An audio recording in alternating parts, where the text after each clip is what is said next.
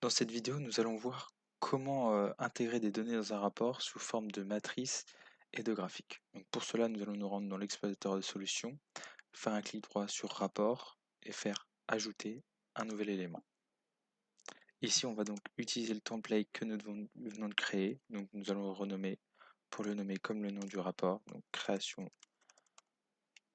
rapport matrice et graphique. Cliquez sur ajouter. Voulez-vous vraiment placer? Oui. Nous avons donc notre nouveau rapport avec le template de base que nous avons créé au préalable. Donc maintenant, nous voulons ajouter des données. Donc pour cela, nous devons connecter ce rapport à une base de données. Cela se fait via le dataset dans données du rapport. Donc se rendre sur dataset, effectuer un clic droit, ajouter un dataset. Une page s'ouvre. Ici, on peut renommer le dataset comme on veut, par exemple dataset démo. Et on va utiliser un dataset incorporé dans mon rapport. Donc pour cela, nous allons nous connecter à une nouvelle source de données. Donc soit on peut faire une connexion incorporée si on n'a pas de source de données partagée, mais comme nous avons créé des sources de données partagées, nous pouvons utiliser une référence. Donc par exemple, ici nous allons utiliser la prod access pour avoir nos données. Nous faisons OK. Maintenant que nous avons notre source de données, nous pouvons afficher le concepteur de requête ou bien taper une requête directement ici si nous connaissons par cœur nos tables. Ce n'est pas notre cas, donc nous allons aller dans concepteur de requête. Le concepteur s'ouvre, ça peut prendre un peu de temps, le temps de charger les tables. Et là, vous faites un clic droit au sein de ce blanc et faites ajouter une table. Ici, on a l'ensemble des tables donc, de la base AWS Prod Access. Donc, nous allons juste choisir celle que nous voulons. Donc, dim product catégorie et dim product price history, qui vont nous permettre de faire suivre l'évolution du prix sur plusieurs années. Donc, ensuite, ici, nous avons donc les tables que nous avons sélectionnées. Ici, notre sélection qui s'affichera lorsqu'on sélectionnera ces différents champs. Donc là, on peut donc sélectionner les champs. Donc, on peut prendre le nom des produits, la famille de produits, la liste des prix, ainsi que les années de modification des prix. Donc ici, on a donc l'ensemble des informations de notre sélection. On peut donc soit effectuer des tris directement ici, effectuer des filtres, même effectuer des regroupements par exemple ou des sommes en appuyant ici sur utiliser group by. Et donc on a un groupe épars et on peut donc directement ici mettre des expressions. Nous n'avons pas utilisé cela pour l'instant, nous verrons ça plus tard. Pour l'instant, nous avons donc notre sélection, nos différentes informations. On peut donc appuyer en bas à droite sur OK. Nous retrouvons donc ici notre requête qui s'est mise sous forme de requête SQL et nous pouvons donc appuyer sur OK. Nous retrouvons ici les champs que nous avons sélectionnés. Si par exemple il y avait une expression due à un calcul, il y aurait un champ expression qui nous permettrait de retrouver cette formule.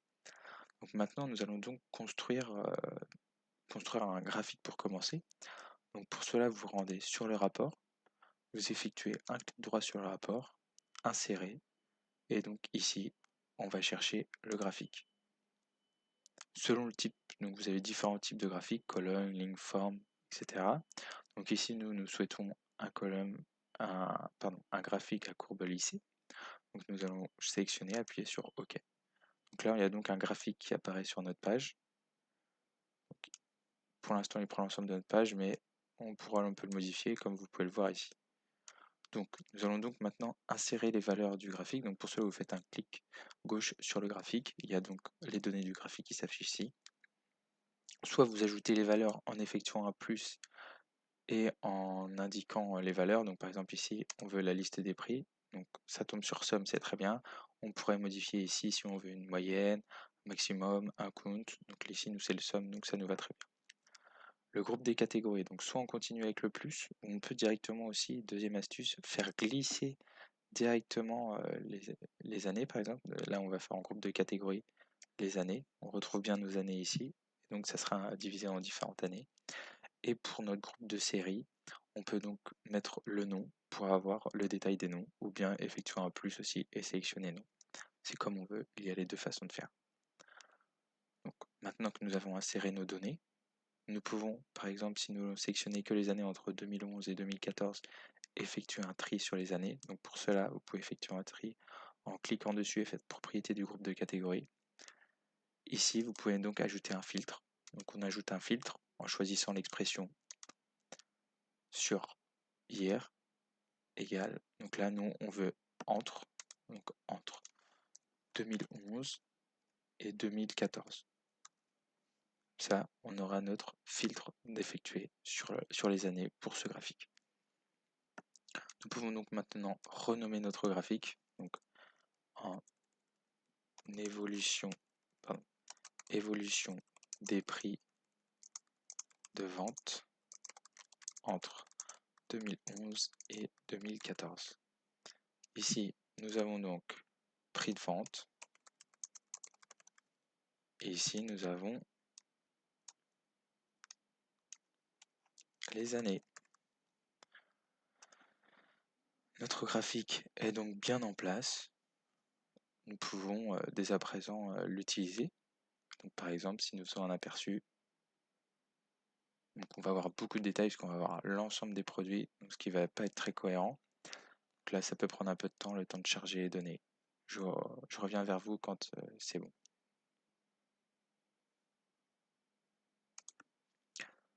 Donc voici le graphique. Donc comme je vous avais prévenu, il y a beaucoup de produits, donc pas très lisible. Donc pour éviter d'avoir autant de produits, on va mettre on va ajouter un paramètre qui va nous permettre de filtrer sur la famille des produits. Donc pour cela, on retourne dans Conception. Donc on retourne donc sur notre graphique. On va dans Données du rapport, Paramètres. Donc là, on va ajouter un paramètre. Donc clic droit sur Paramètres, Ajouter un paramètre. Donc là, on va mettre le nom du paramètre. Donc ça va être famille produit. Famille. Alors là, l'invité, ça va être sélectionner la famille de produits. On va sélectionner donc. Ça sera du texte. On autorise une valeur vide, non. Visible. Donc là, on va dire ce que c'est les valeurs disponibles. Donc on va spécifier les valeurs. Donc on clique sur spécifier les valeurs. On fait ajouter. Donc comme valeur, qu'est-ce qu'il y a? Il y a les accessoires.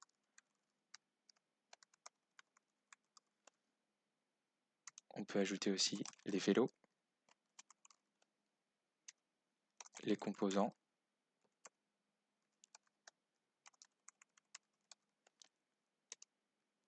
et aussi les vêtements.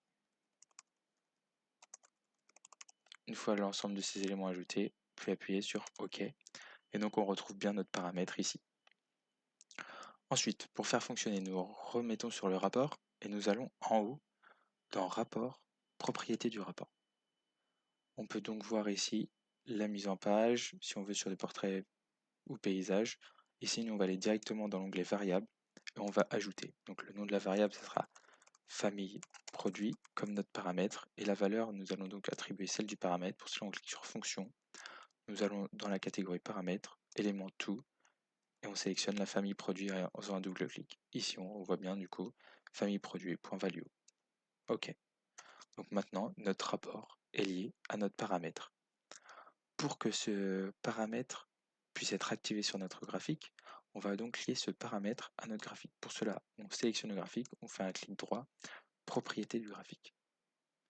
Et du coup, on va appliquer un filtre sur ce graphique. Donc, ce filtre, ce sera l'expression product family name qui sera égale à la fonction. Donc on va cliquer sur fonction, elle sera égale à au paramètre famille produit qui sera donc déterminé avec le valeur. On peut appuyer sur OK lorsque c'est bon.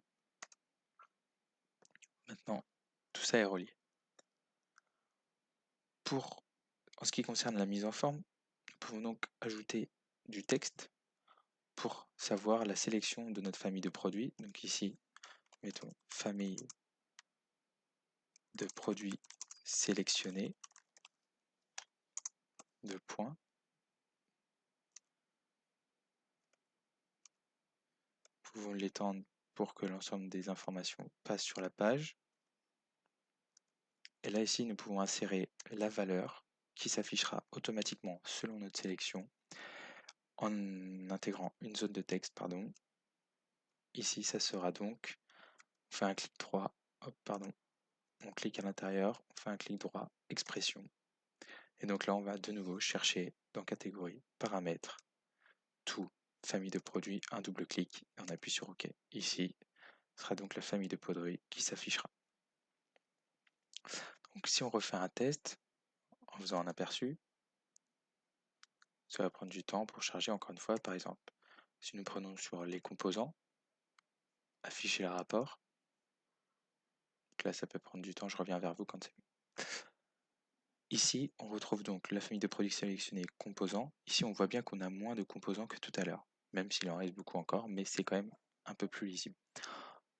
D'autant plus si c'est en plus gros, là pour l'instant sur mon ordinateur c'est un peu petit. Donc on peut voir l'évolution entre 2011 et 2014 des différentes catégories. La plupart sont entre 2011 et 2013. Donc ici on voit par exemple la chaîne, front frike. Donc voilà, toutes ces informations là, on les a juste pour les composants avec cette sélection. Maintenant que nous avons vu le graphique, nous allons pouvoir voir comment intégrer une matrice. Une matrice est un tableau qui va nous permettre d'avoir le détail de ces résultats d'une façon plus lisible. Parce que là, on a bien l'évolution en cours, mais on n'a pas un détail avec la liste des prix exhaustifs. Donc pour cela, on fait comme tout à l'heure, un clic droit, insérer, matrice. Ici, donc, on a une matrice toute simple avec des lignes, des colonnes, des données. Donc en ligne. Ici, on va donc faire glisser, par exemple, le nom du produit, le prix.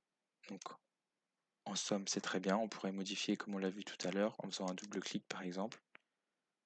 Ça pourrait passer. Ici, nous allons donc ajouter une nouvelle colonne pour avoir les années, le détail par année. Donc on fait insérer une colonne en dehors du groupe à droite. Et on vient glisser ici l'année. Donc là, ça veut faire une somme année. Donc pour éviter de faire une somme, on peut faire un double clic qui va nous ouvrir cette valeur. Donc là, nous souhaitons juste la valeur year. Entre crochets toujours les valeurs. On enlève les parenthèses. Et on peut faire OK. Donc voilà.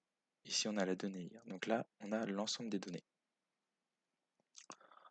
Pour que ces données soient, comme l'évolution du prix de vente, rattachées à notre paramètre que nous avons créé, nous pouvons effectuer un clic droit, propriété du tableau matriciel, et utiliser un filtre. Donc là, on va donc ajouter un filtre qui sera, comme nous l'avons vu tout à l'heure, sur le product family name, qui correspondra au paramètre famille produit. Nous ajoutons aussi, nous pouvons aussi ajouter par exemple un autre filtre sur les années, mais ici il n'y en a pas besoin, car seules les années affichées pourront s'afficher. Seules les années, pardon, au sein de notre base de données pourront s'afficher. Donc nous avons donc le détail. Nous pouvons customiser ces informations en les sélectionnant, en faisant un clic droit, propriété de la zone de texte, en allant par exemple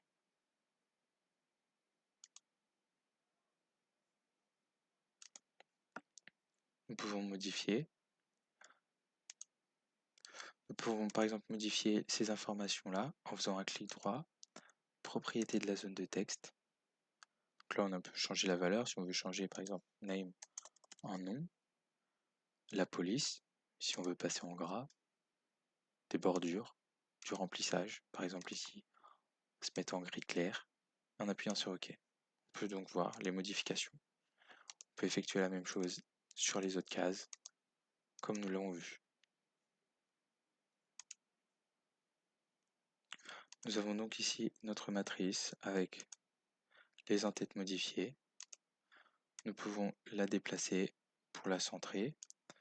Si nous souhaitons ajouter un titre à ces tableaux, nous pouvons ajouter une zone de texte en mettant tableau de détail des prix.